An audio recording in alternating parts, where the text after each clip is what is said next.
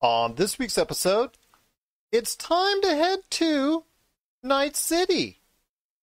Everybody is heading to Spider-Man 3. And are you ready to head to the Apple Store to put on some AirPods Max? All this and more as we reach our next stop, the PCC Multiverse. Don't be alarmed. The quasi-shimmering light before you is a trans-dimensional gateway to other worlds, other voices, other thoughts, and other realities. Up feels like down, and down feels like the number 7 on a Wednesday morning. Don't worry. That quivering, blood-boiling sensation under your eyebrows is all a part of the charm. Welcome to the PCC Multiverse. And we're back with another episode of the PCC Multiverse. This is Gerald Glasser from Pop Culture Cosmos, Game Source, Inside Sports Fantasy Football, and the Lakers Fast Break. We truly appreciate everyone out there listening to all of our great shows. And if you can, please give us that 5-star review on Apple Podcasts. Plus, if you can like, share, subscribe, follow, throw out some of those Facebook gaming stars at us. Or if you can go ahead and support us by typing in the letters LFB in the promo option if you're interested in daily fantasy sports betting at our new friends at ThriveFantasy. That's ThriveFantasy.com or ThriveFantasy wherever you get your apps on your phone, either the App Store or the Play Store. You can go ahead and become a great member of the Thrive Fantasy community, whether it's Major League Baseball, NBA, NFL, because Week 14 is here in the NFL, plus also esports and the PGA. Go ahead and check out Thrive Fantasy today. What they will do if you enter the code LFB, that's LFB from our friends at the Lakers Fast Break, they will go ahead and match your first deposit, if it's over $20, up to $50. So let's say Marcus wants to go ahead and go and be part of Thrive Fantasy and go ahead and take a look at Week 14 in the NFL. You go ahead and let's say, Marcus, you drop $30. They'll match the $30 up to $50, and it just has to be over a $20 deposit. So they will match up to $50 right there for you on your first deposit at Thrive Fantasy, ThriveFantasy.com or Thrive Fantasy app, wherever you get your apps. It's amazing. It's truly a lot of fun. It's great to be part of it. Check what states are available to go ahead and allow you to do that by going ahead and heading over to ThriveFantasy.com. They've given away tens of thousands of dollars each week, millions of dollars over the past couple of years. So please be part of it today, ThriveFantasy.com. And again, the promo code LFB gets you a match up to $50 as long as you're making a deposit of $20 or more.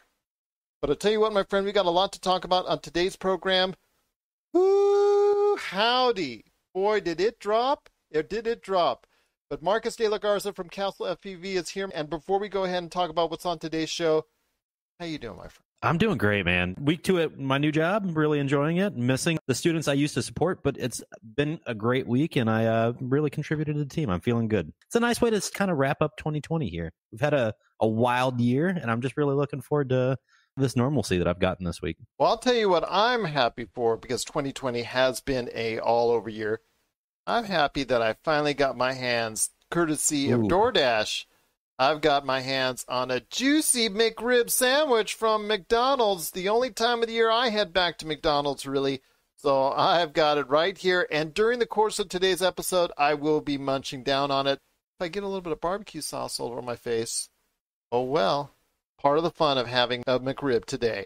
Shameless plug for McDonald's. They don't even pay me for that one. But it's going to be a great episode because we got a lot to talk about. I know everybody out there just saw the Disney's investors meetings that took place on late Thursday. My gosh, there's so much information. I don't know how much we can cover. In fact, we're not going to be able to cover very much of it today's show. We're going to do a humongous deep dive on the Monday show, the Pop Culture Cosmos, because there's so much other news out there. I'm going to tell you right now, it includes the Star Wars shows, the Marvel shows that they talked about. My gosh, a ton of programming that's out there. Pixar, Disney animation, all the things that they announced. We're going to go ahead and touch on in detail on the Pop Culture Cosmos. I do want to ask you this, my friend. You hear the sound? You hear the sound? That's me patting myself on the back because they announced a Star and Star Television Plus concept that they're going to go ahead and introduce to, of course, other areas of the world. That's going to include all the great facets of their programming, something I've vehemently said time and time again to do time in and time out, and that is go ahead and, like I said before, Disney Plus, Hulu, ESPN Plus, all in one place. And they're going to do that with Star and Star Plus wherever it's going to be available. It's only going to be available in other parts of the world. Not yet the U.S., but I do think it's going to happen in the not-too-distant future. I 100% agree, man. This was not a wild announcement, especially because you've been talking about it. You've discussed it in depth. But it's the thing that really caught my eye, though, in this, and I know we can't do a deep dive, other than the Star and Star Plus packages that are going to be available. I think Star Plus is going to be in Latin America, if I recall correctly from the meeting. Yeah. But Disney Plus now has 86.8 million subscribers. Hulu's been in the game for 12 years. They're projecting they're going to hit the 50 to 65 million subscriber mark by 2024. Well, that's something interesting. They remember, if you saw their projections, they gave projections for all three, ESPN Plus, Hulu, and Disney Plus. Disney Plus and ESPN Plus both hit on the extremely higher end of their projections, almost going and exceeding those expectations, with close to 90 for Disney Plus and close to 12 for ESPN Plus.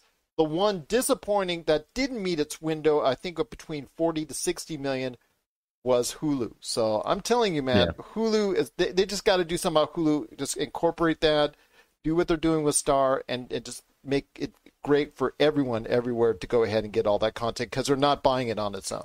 They've got to do something with it. But, kind of getting back to the question at hand here, though, Star is going to be awesome, man. And I'm really looking forward to it showing up domestically. It sounds like this is going to be the perfect marriage of all that ABC and Fox Studios content coming together and being in one spot. And ESPN, where in certain parts of the world. Sorry. Yeah, for instance, India are going to have cricket, and other places, South America, going to have, I think, other things related to that area of the world. It's just a concept that needs to come together for Disney. I think they're trying to go ahead and lean into that. Eventually, I think you will see it here in the U.S. But again, we're going to go ahead and do a deep dive on all the Marvel series. They showed trailers for a lot of stuff.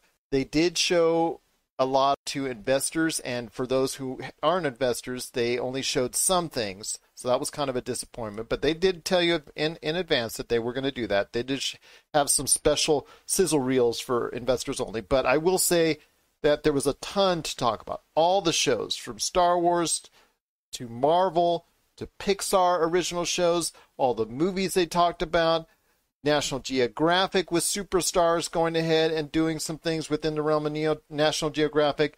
We will talk about it all on the Monday show because, Marcus, it was a Disney overload, and I just don't think we're going to be able to do it justice with so much else on today's program. No, absolutely. Yeah, we definitely need to move on to the other stuff. We'll cover everything in depth for the Monday show, but I do want to give this little teaser before we roll on. Hocus Pocus 2 confirmed to be in production. Yeah, that's true. And Sister Act 3 also as well. Kathy Najimy should be getting a comeback for her. And, of course, Whoopi Goldberg as well with Sister Act 3. So that's something that she is going to be heavily involved in as a producer as well. I mean, there's just a ton of stuff. Hayden Christensen coming back. Marvel, they talked about all the stuff that's coming out, including new series that they mentioned and also upcoming movies, including Fantastic Four, finally being realized by John Watts, the director of the Spider-Man movies. So, again, there's just so much. We'll just be talking and blabbing Disney throughout the entire episode. But there's more stuff to cover. So we're going to go ahead and do a deep dive. Please tune in to Monday's Pop Culture Cosmos. If you are a Disney fan or into Star Wars, Marvel, Disney stuff, Pixar at all, it's going to be talked about in detail on Monday's episode of the Pop Culture Cosmos.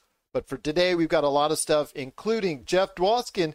He's going to be on the back half of the hour talking about his show, The Jeff Dwoskin Show, and his transition from stand-up to podcasting. He was a great part of Indie Pods United, and I look forward to speaking to him on the back half of the show.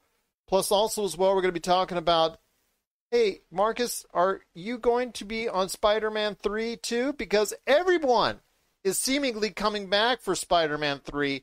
Dr. Octopus, Daredevil, Andrew Garfield, Tobey Maguire, whole bunch of people. Kirsten Dunst, Emma Stone. Unbelievable. Everybody's heading over to Spider-Man 3, and we'll talk more about that coming up here in a bit. Halo Infinite gave us a release window. And funny how it's going to be during a time that's very reminiscent for Halo fans. So we'll talk about that coming up in a little bit as well. Plus, also, we're going to be talking about the great things that are going on with Apple, because they announced some AirPods Max coming out on the 15th. But is it just a bit too expensive?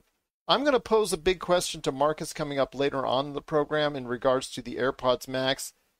And last but certainly not least, on the back end of the show, the Olympics, you got to laugh. The Paris Olympics in 2024, the Paris Olympics are going to debut a couple new things added in there. Sailing, skateboarding, sport climbing, and the most newsworthy and most controversial and talked about, breakdancing. My gosh, we've gone back to the 80s, but breakdancing will become an Olympic sport. At least it'll be in some sort of trial phase when it gets to Paris Olympics in 2024. Is this something that we're happy about? What's the feedback we're hearing? We'll talk about that on the back end of the show as well. But first, my friend, we're headed to Night City, driving through all the bugs. It's Cyberpunk 2077. It has arrived already. There still might be a lot of people downloading it even as we speak, because there's a ton of things to download, including a patch. That's, my gosh, it's over 60 gigs, I think, on the patch. It's really just a nightmare right now for a lot of people trying to get into it. Those of you that have an Xbox One and PlayStation 4 are having an even harder time because the bugs are even more prevalent out there. The reviews are all over the place because of the bugs. Some people praising it. IGN gave it a 9. I know other places have given it extremely high scores, and some others, because of the bugs and things that are involved, are giving it some less love at this point in time. So I want to hear your thoughts, man. This is something that you and I were excited about. One of the most anticipated games of the past 2-3 years. Something that was supposed to rival, at least maybe not GTA 5, but possibly rivaling its sister release that was done by the same studio, CD Projekt Red, in The Witcher 3. This was supposed to be a spiritual sequel, passing it off as far as CD Projekt Red resume is concerned. So I want to hear your thoughts on Cyberpunk 2077. Has it gone right, or has it gone oh so wrong? Sounds like it depends on what console you're playing on, right? So I do want to say that, you know, the next-gen consoles, the PS5s, the Xbox Series S and X, they've been pushed as the preferred platform, you can tell. And this is something you and I have kind of talked about over the last couple of months with, you know, why are you going to neglect the millions of PS4 owners that you already have that are going to be buying your game, and they're going to be continuing to play on a PS4 until that PS5 stock becomes a little bit more available. And by a little, I mean a lot more available.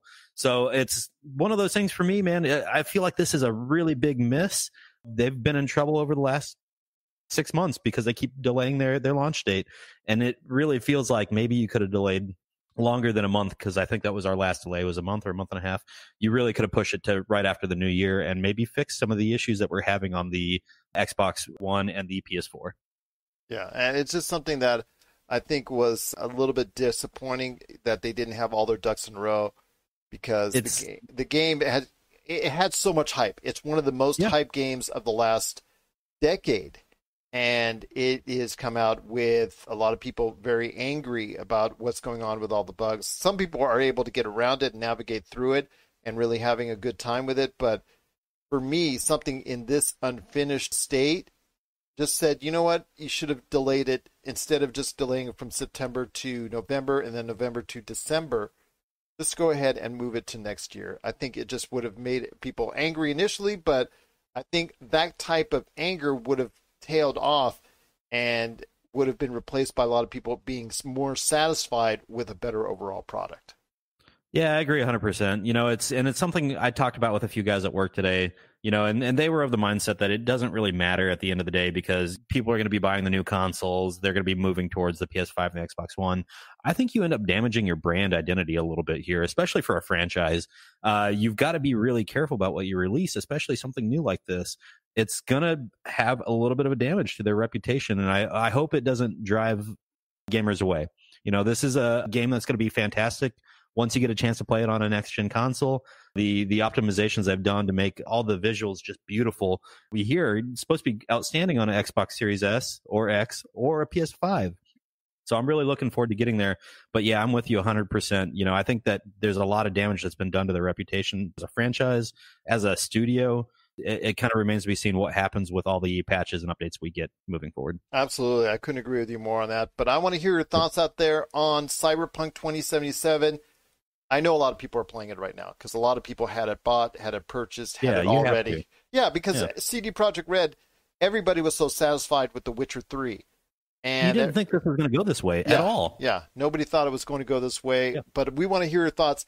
Is this something that you're still invested in, is going ahead and playing Cyberpunk 2077? Are you going through a lot of issues right now? Are you having a lot of problems with the bugs that are now so prevalent in the game as of this point in time? We know it's going to eventually be smoothed over, but as you know, as gamers, we are not very patient with a lot of games that are out there that have had a lot of bug issues that we've just said, okay, that's the way you have it, we're moving on. It's too late now. But we want to hear your thoughts out there on Cyberpunk 2077.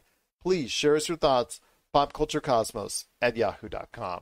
Hey, this is Chad from Ghost Toasters, and you're listening to Pop Culture Cosmos Podcast.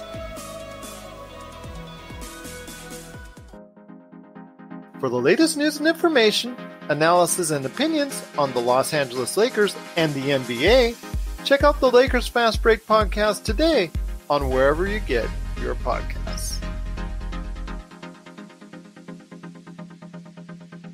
Well, my friend, Spider-Man 3, it's filming in Atlanta, I believe, right now, and a lot of things are going on with it. I just want to make sure that your agent did call you to say you're supposed to head on down to go be part of it, because seemingly they've gotten everybody back from the Spider-Verse. I'm expecting Thomas Hayden Church as a Sandman to make an appearance again at this rate, because there's so many people from not only the Andrew Garfield era of Spider-Man movies, but also the previous original Tobey Maguire Spider-Man movies. It's just so crazy how they're going ahead and getting all these people interconnected because of the multiverse aspect. And it was announced today by Kevin Feige, the head of Marvel Studios. He did announce that the Spider-Verse was intertwined. So Sony and Marvel are intertwined as far as the Spider-Verse and the Multiverse of Madness with Doctor Strange. And of course, Doctor Strange is going to be in Spider-Man 3. That's, of course, another thing. That was announced weeks ago. So you've got Dr. Octopus, Alfred Molina, reprising his role. Daredevil, Charlie Cox reprising his role.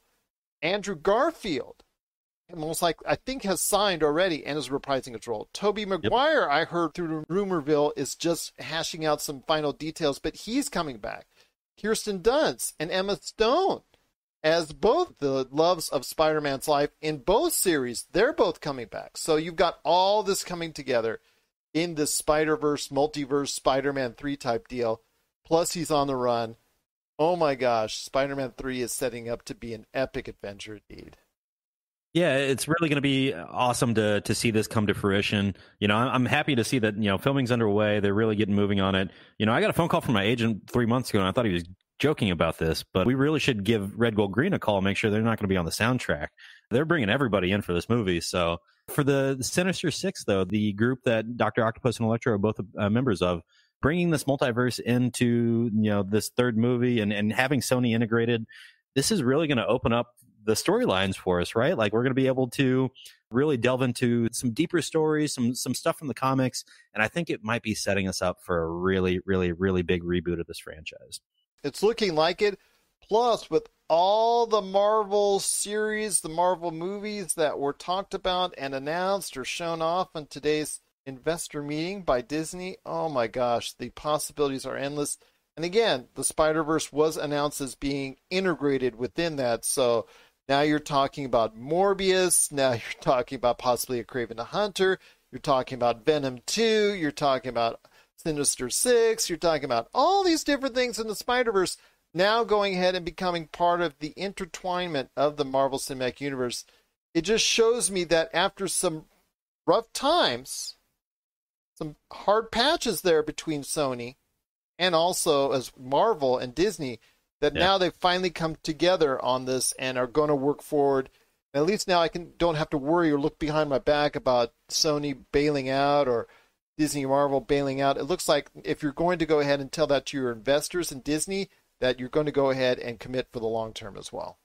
It's really nice to see that they made that commitment at the investor meeting. You know, this is a solid deal at this point. This isn't gonna, no, like you said, you don't need to look over your shoulder. There's no worry here.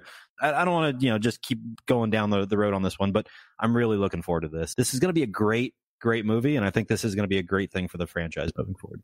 I do as well, my friend. I'm looking forward to it, and I know a lot of other people as well. But oh man, when we go and talk about all the stuff relating to Marvel and Star Wars and the integration's getting crazy, right? I mean, like, it's mind-blowing to me to just think that, 10 years ago, none of these franchises coexisted at all, and now we've got this beautiful marriage coming together, and all this content is going to be ready for the masses, in the next 2, 3, 4 years. So, well, I'll tell you what, it's going to be very interesting to see how this all lays out for Spider-Man 3. Let us know your thoughts. Who else would you like to see involved in Spider-Man 3? Because you've already got Doctor Strange, Dr. Octopus, Daredevil, Andrew Garfield, Tobey Maguire, Kirsten Dunst, Emma Stone. Who else should be in there? I love Thomas Hayden Church as an actor. I think he's an outstanding actor, always been underappreciated. I think he was pretty good as the Sandman, so I'd love to see him return. Who else would you love to see return? Jamie Foxx. Jamie Foxx is coming back as well. So who would you love to see in Spider-Man 3? Me, yeah, I'd love to be. But I'll take that paycheck any time of the day. Bad guy, I'll be an extra or good for guy. a day for that one. Yeah, you and I be extras. Let's watch you or having the conversations where we're talking about we're talking about nothing, but actually really nothing. But it sounds like we're talking about something on screen. Yeah, Dad, that's right. I'd love to go ahead and just be an extra on that movie, just to see, absolutely, just to hang out with all the stars and hang right next to the coffee machine with Andrew Garfield right there for you, or Benedict Cumberbatch. Hey, what's up? Hey, what's up, man? What's up? How you doing? All right. Did you see the games on Sunday? Yeah. Just talking around the water cooler with them. But anyways, situation right there. Dream situation indeed. But who do you want out there for Spider-Man 3? We'd love to hear your thoughts. popculturecosmos@yahoo.com. Well, my friend, there's still so much more to talk about. Even after we hit the half hour, we've got Jeff Dwoskin coming up as well. So I wanted to hit you up on this. Halo Infinite did get a confirmation as the developers, always on Twitter, man. It's always on social media, always on Twitter, that they announced that it is going to be a fall 2021 return date for Halo Infinite, that the delay, which was originally supposed to come out day and date with the shipping of the Xbox Series S and X, unfortunately didn't materialize, and it got bumped back to 2021. So it is coming in and around the 20th anniversary of the original Halo that came out with the original Xbox, day and date. At least that one got it right. But I want to hear your thoughts, my friend. I am excited for it. They did showcase off their first multiplayer map that they wanted to go ahead and show off. Looks interesting. Obviously, multiplayer is a big part of the Halo experience. I'm hoping they'll go and, after some mild returns on their previous campaigns of their last 4, Halo 5, Guardians, and all that, didn't get quite over with the fans, I think, that they had hoped. So hopefully they will get a refresh on the campaign. I'm hoping they'll focus more on it. But what are you looking forward to when you hear the fact that there is now a confirmed, well, unless it gets delayed, now confirmed date for Halo Infinite while I eat this McRib? I'm really excited to see how much barbecue sauce you get all over your face while you eat that McRib. I'm going to try, man. I'm going to try. Do make me proud, but I got this one for the next few minutes. So I'm really excited about the release date for Halo Infinite. And it's one of those things we said, I think maybe right before we got on air, it's going to make it really hard to choose. I've been pushing for a PS5, but this announcement for some reason really got me hyped for that Xbox Series X as well. It feels like I'm going back in time to being a kid again, man. playing some Halo, some JLo as we used to call it, and just getting nuts with it. It's going to be fun. I'm looking forward. This multiplayer map is going to be great. And from what I've heard, multiplayer is going to be 100% free. There's not going to be any It better be. No paid upgrades, nothing like that. Just classic Halo multiplayer. Let's do it. Well, let's do it. I mean, because it took them a long time to finally get Halo, the Master Chief Collection, right, after so many issues with it over the course of years. If they had released it in the fashion that they finally have it released, in fact, they added, I think, one of the later Halo ODST, I think they just added to it. I've got to go ahead and get the update on that. But if they'd have released it in the state that it was now, when it originally came out, everybody would have been really into it. But it came out with bugs. It came out incomplete. Same old story with Cyberpunk. How many times have we heard this before in the past decade? But I'm very excited for Halo Infinite. I know Josh was as well. I know he was very irritated at the fact that so many people were downing the graphics at the time it was shown off to the public, and I think he's very excited for it as well. I'm going to give it some slack. I think it looks pretty good. I'm very excited about where it can go for once in a long time. I have not been excited for Halo in a long time, and that's a shame because I lived and breathed Halo 2 for over 2 years straight every single night on multiplayer. And Halo, the original Halo, I cannot say enough great things about the campaign and the exploration and all the fun that was, especially the ending is probably one of the best video game endings out there. So I'm hopeful that we will return to the greatness that is Halo. Even Halo 3 was a very good experience in and of itself, and that was an epic sales launch, as I remember, quite directly at the video game store. But I'm just hoping that Halo Infinite will find the fervor back into Halo. I mean, that's to me something that is going to be very important, is that this is the game from the past.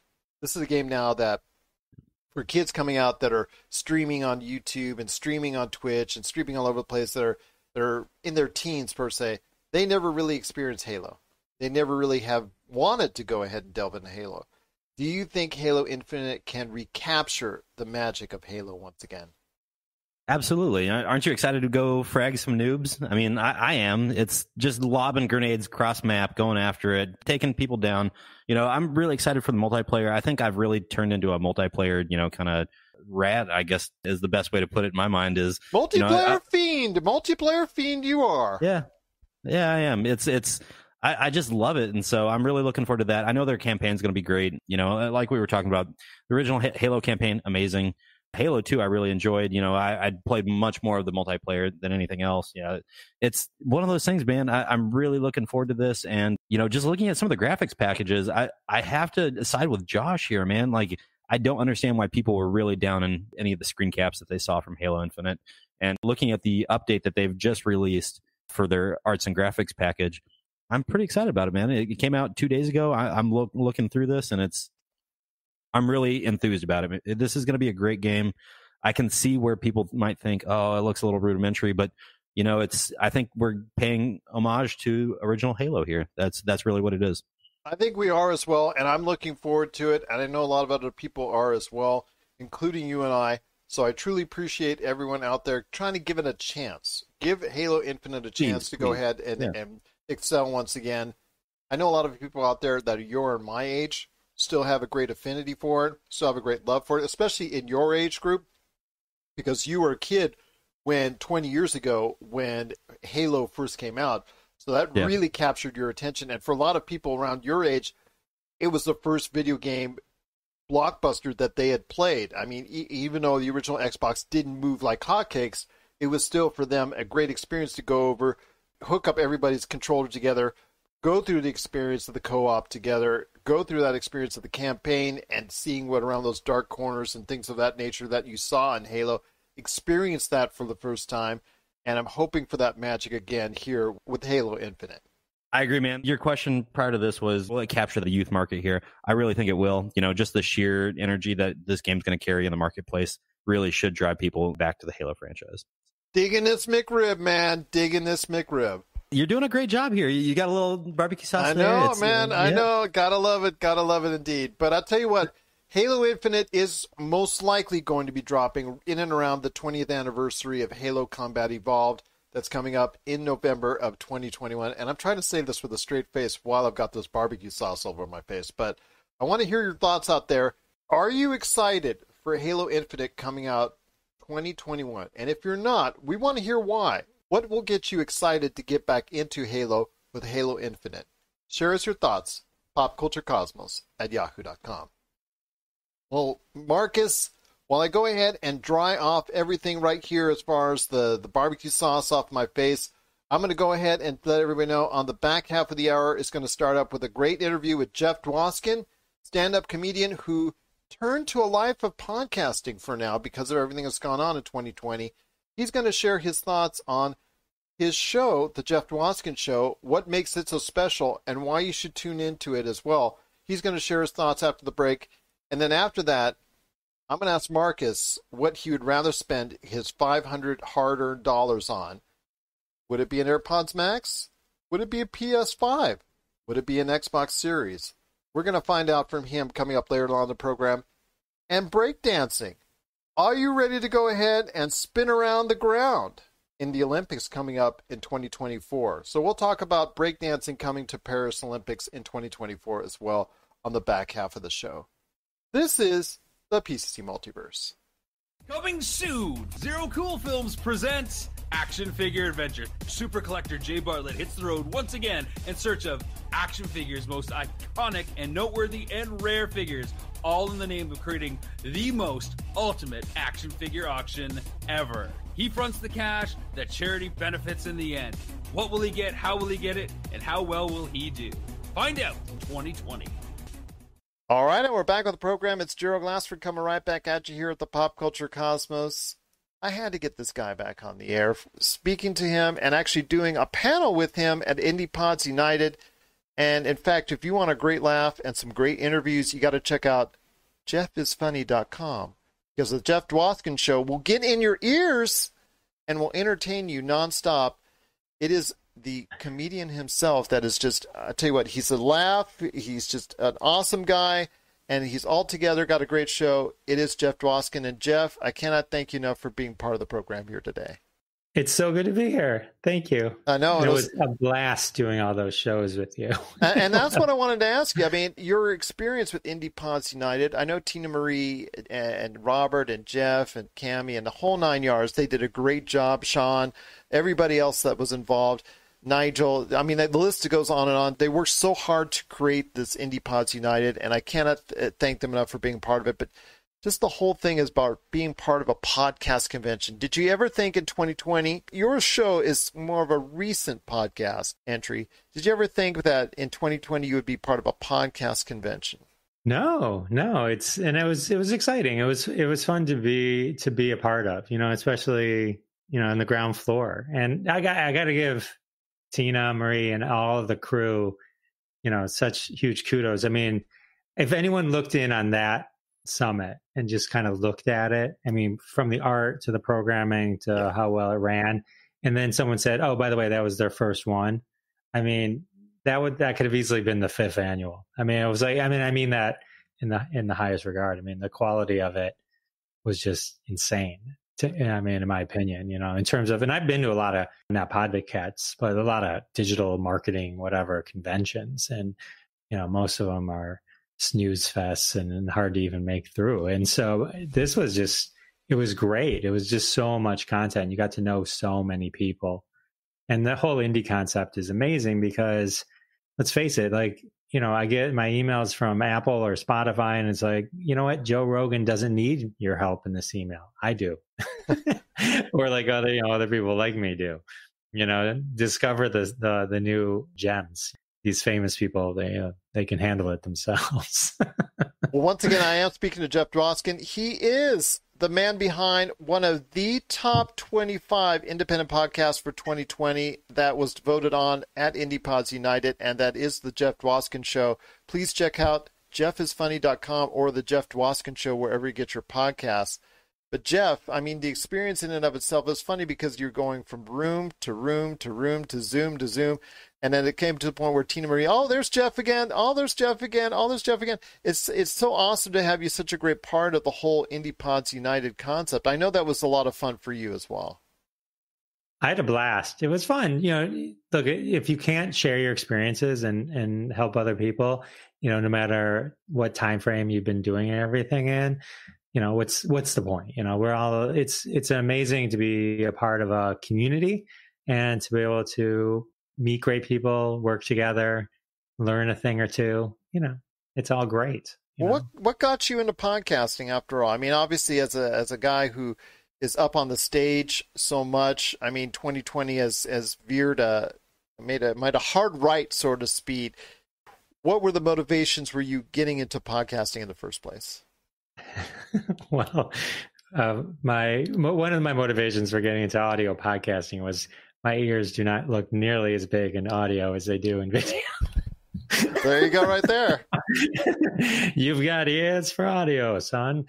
Well, I originally wanted to do one in 2017. I bought all my equipment, thankfully, because once the pandemic hit, it was almost impossible to buy podcasting equipment. But I had bought it all in like 2017. And I know that because that's when my wife started yelling at me about having so many cords on my desk. And so it just sat there, though. But the whole concept of my show was different. And it was actually originally going to be social media minded because with large part of my background in social media, I've been a social media person for a $1 billion company. So I like, that's my thing. And I spent a lot of time on Twitter. And so my podcast was going to be called Viral Intentions. I had bought all the equipment and I had a professional intro and outro. It's going to be social media focused, Viral Intentions, kind of like the movie Cruel Intentions, a little spin on that. And also, going viral, you go viral. But then flash forward when all of a sudden we're all stuck at home, we all got this time and it's March 2020. And I finally have time to kind of do everything. Starting a podcast in the midst of a pandemic where people are starting to die called Viral Intentions. Suddenly I found myself ready to go and I needed an entirely new concept and name. So I scrapped the original idea. I mean, I had art, I had everything Smart for moves. it. I mean, Very I had a smart logo, artwork, everything.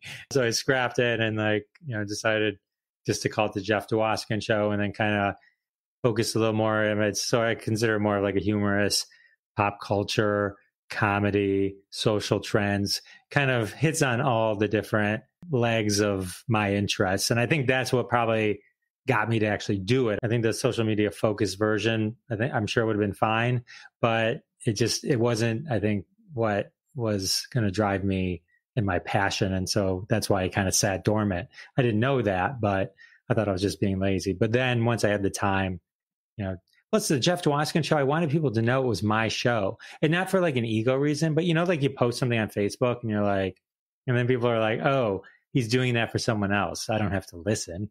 You know what I mean?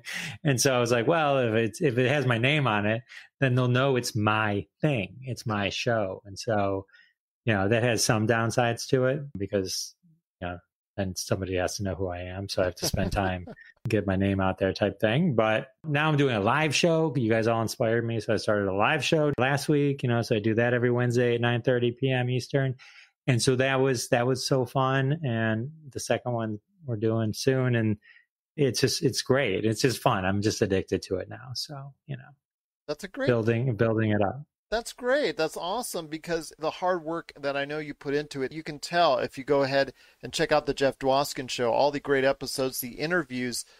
I mean, you've already had some fascinating interviews, very funny, very candid interviews. A lot of them they go off the rails in more than one way, but usually in a very good way. I mean, all the guests there seem to have a great time, and that's something that comes across. And you mentioned the type of show that you envisioned before, and the type of show that you have now is much better for you because these are things you'd like to talk about. I think that comes across most on your show is because of the fact that you enjoy what you're talking about even more than, let's say, if you were just going through the motions on a social media-centric podcast.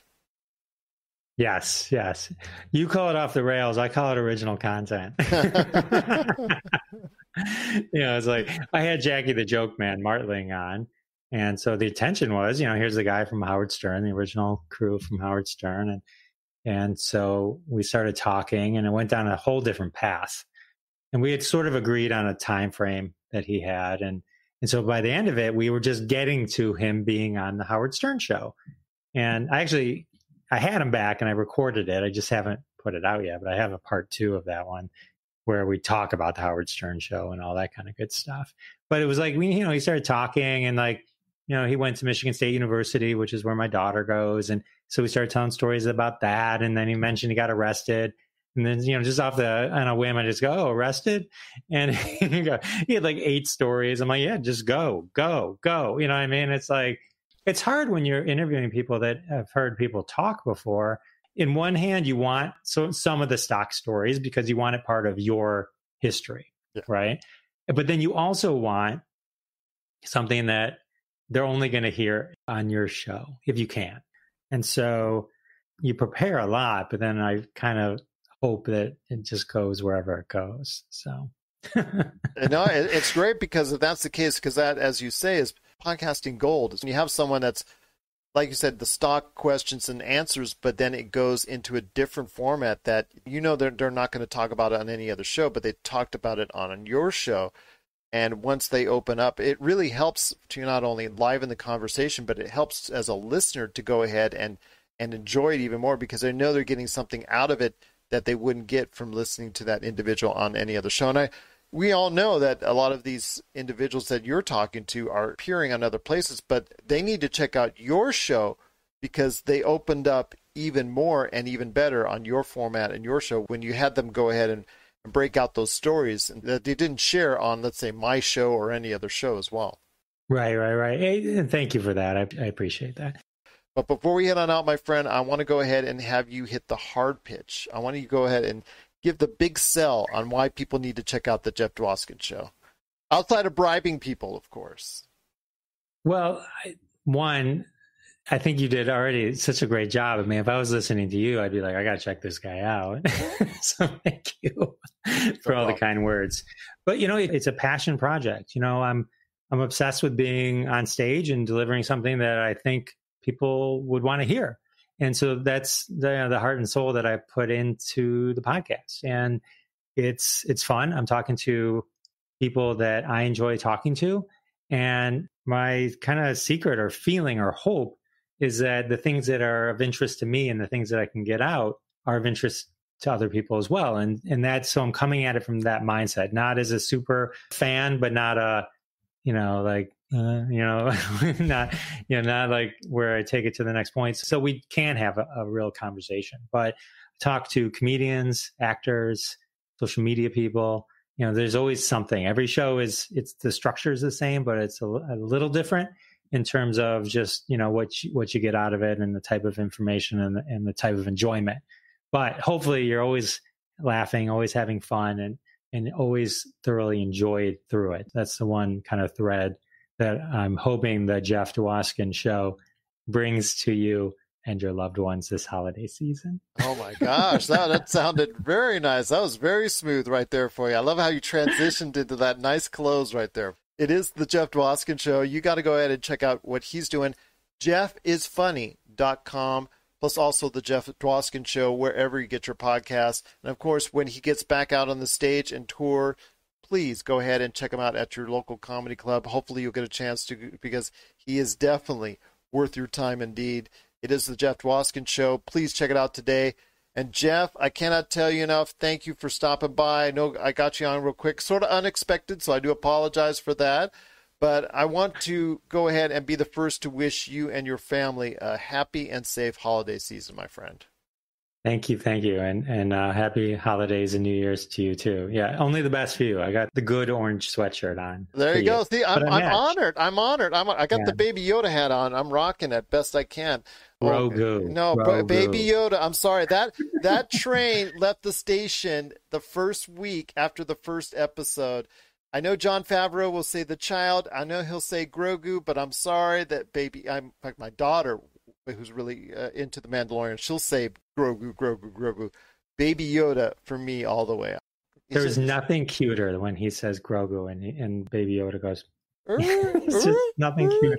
Oh my gosh. I hear that in the house all day long because my daughter has one of those squeezable toys as far as just, all the day long. But I enjoy The Mandalorian just like everybody else. But again, you need to check out the Jeff Dwoskin Show. I think you'll be glad you did. I think you will be very glad you did because it's a lot of funny conversations. And I'll tell you what, Jeff, it's been great to have you on the show. Cannot thank you enough for being part of the program today and, of course, part of the pop culture cosmos. If you need your video game fix, be sure to check out Retro City Games. Located in Town Square on Las Vegas Boulevard or in Henderson, Nevada, Retro City Games has the cure for all your video game vices. Retro games and games for current consoles, Nintendo, Sega, PlayStation, Xbox, and more. Retro City Games has all the staples from any library and some highly collectible offerings too. So pick up a few games today at Retro City Games in Town Square on Las Vegas Boulevard or in Henderson, Nevada. Retro City Games is your video game metropolis. And we're back with the PCC Multiverse. Also want to mention that we will be going ahead and giving everybody an update here before we go off the air on the Game Awards. So I'll be going ahead and running down the winners because it is ongoing as we speak. But I do want to give a thank you so much to Jeff Dwoskin from the Jeff Dwoskin Show appearing on today's program. Thank him so much for being a part of Indie Pods United. And also as well, I want to go ahead and thank Marcus always for dropping in on today's show and hope he'll be able to join Josh and I as we do a deep dive on Monday's episode of the Pop Culture Cosmos on the Disney Investors Meeting. There are going to be links to it. We have actually some right now that are already up on the Pop Culture Cosmos Facebook page. I'll put some more up just to make sure everybody gets right to the right area. But please, we're going to go ahead, if you can, listen to us because we're going to go ahead on Monday. Right there, it's going to drop for you with a detailed outlook and description, our thoughts, analysis, and opinions on the Disney Investor Meeting on Monday's Pop Culture Cosmos as well. But before we head on out, my friend, wanted to ask you this. AirPods Max. Apple, seemingly because they're Apple, decided to go ahead and drop to the world that the AirPods Max, and no, they're not just little things that you can stick in your ears. These are full-on Beat style. Heck, like over the ear, like my Audio Technicas I'm wearing right now, like yours you're wearing right now, over-the-ear headphones that are going to be released on December 15th to the world at a nice, tiny little price of $549. My goodness. If you have $500 only to spend it on that. Well, actually, need $50 more because it's $550. Or the Xbox Series or the PlayStation 5. Honestly, just talking about it itself, I'm not that attracted to the design here. It's very simplistic. It's beautiful, but it just looks like a pair of earmuffs. That's all it looks like. Well, it's got the Apple spatial audio, so with the head tracking stuff. They've got a gyroscope in the left ear cup, and then they've got all the sensors that are in each of the ear cups, the position and the optical sensors and the case, blah, blah, blah, blah, all the sensors that you need to make their spatial audio work. As you're staring at your iPad, you turn your head to the side, it's going to track with you, and it's going to shoot the sound at you just a little bit differently. It's also got active noise cancellation. It's got the transparency mode like the AirPod Pros do. I think this is a great headphone, but I think it's overpriced. And let's just jump right into the price discussion here. At $549, I can buy a lot of other things for $549. I can buy those headphones you're wearing and have just as good of an experience for the most part. Not going to have the Apple spatial audio with the head tracking and everything, but the sound's going to be outstanding. How often are you not looking at your screen where you need that spatial audio to actually hit you the right way? Not very often. And so, yes, to answer your question, I would rather spend that money on a PS5. You and everybody else. Spend that money on a PS5, buy a controller or a game. It's really sad to see how expensive this is going to be. And while I love an over-the-ear design, I'm not paying $549 for it. We want to hear your thoughts. Is $549 just out of reach or way out of reach for your budget, what you're willing to spend it on for a pair of AirPods Max? We want to hear your thoughts. PopCultureCosmos@yahoo.com. Well, my friend, I wanted to give everybody out there, and you're watching on Facebook Live, an update on exactly all the winners right now from the Game Awards. So I want to go ahead and run them down real quickly. Esports team is G2 Esports. Esports host is FJ Scott's Deporte. Esports game is League of Legends. Esports events is the League of Legends World Championship 2020. That's a no-brainer. Esports coach is Danny Zonic Sorensen. Esports athlete is Hyo Showmaker Sue. Content creator of the year should be Pop Culture Cosmos, but okay. It should be. It should be. Valkyrie should be Pop Culture Cosmos. Multiplayer game is Among Us. That was kind of interesting.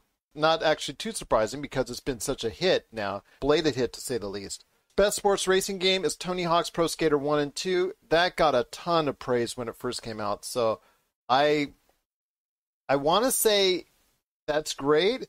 But again, to me, that's a lot like Final Fantasy VII, where it's something that was reborn again. I think it should be in its own category. I think Tony Hawk's Pro Skater 1 and 2 and Final Fantasy VII should have been in its own category with other great remakes. I think instead of being in its own category with other original games that came out this year. So I don't know. It just kind of quirks me the wrong way, so to speak. Well, I was going to say, would you suggest that we need a remake category for next year then? Absolutely. That should have been done already. I mean, we've got so many remakes that come out. Should have been done already. Best sim strategy game is Microsoft Flight Simulator and its 15,000 discs that you need for booting it up on your computer. Best family game is Animal Crossing New Horizons. Absolutely no shocker to my youngest daughter, who is playing it probably right now as we speak. Best fighting game is Mortal Kombat 11 Ultimate, which I guess you could say that's the case because no real fighting game came out this year. This is just an extension of Mortal Kombat 11 that came out last year. So I guess by almost default, you could say that could be the winner right there. Best RPG is Final Fantasy VII Remake. Again, you're talking about it's going up against games that were originally made in 2020 that were released in 2020 as opposed to a remake. It's one of the greatest RPGs of all time. The other games just didn't have a chance. It's not fair because it's a remake. But again, I digress. Best action adventure game is The Last of Us Part 2. That Josh had said right there in the nutshell because of such critical acclaim. Best innovation and accessibility, The Last of Us Part 2. Best VR game, no surprise here, Half-Life Alyx. Best mobile game is Among Us. That is absolutely no surprise as well because that game has been so hot. Best debut indie game is Phasmophobia. Best indie game is Hades, something I knew was going to be the winner in that category because it's among the best of right now being considered. Best ongoing game is No Man's Sky, and they put a lot of money and attention to it, so it's much better now than what it was when it was first released, so not surprised about that. Best games for impact, tell me why. Best performance is Laura Bailey as Abby in The Last of Us Part 2. Best audio design is The Last of Us Part 2. Best score and music is Final Fantasy VII Remake. There, I guess you could go ahead and say that could be part of it. You know what? I don't know. That's just hard to say. I guess if you did a totally different new soundtrack for it, you should include it. Again, that's another argument for another day. Best art direction. Go ahead.